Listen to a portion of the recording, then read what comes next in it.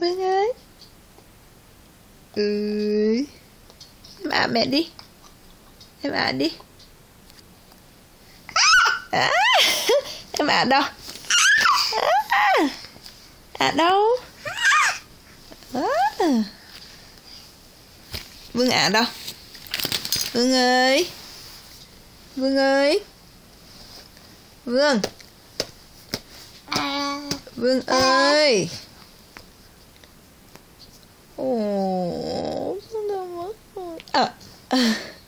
Em ạ mẹ đâu? Đâu? Vương ạ đâu? Vương ạ đâu? Để em ả mẹ đi. Em ăn gì đó? Uống gì đó uống nước hả? Vương ả mẹ đi. Vương cho mẹ xin nè. Em ả đi. Em ả đâu? Đâu? Em ả đâu?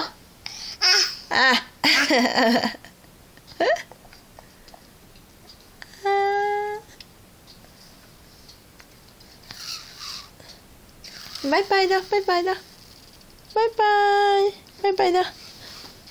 Bye bye. Tại em bye bye đâu? Thêm bye bye đâu? Bye bye. Bye bye đâu? Bye bye. Bye bye. Vương ơi. Vương. Vương ơi. Vương ơi. Vương ạ đâu?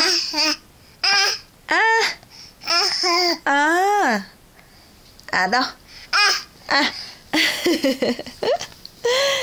Bà giỏi quá à. Bà giỏi quá đi. Đừng bye bye em Phương nha.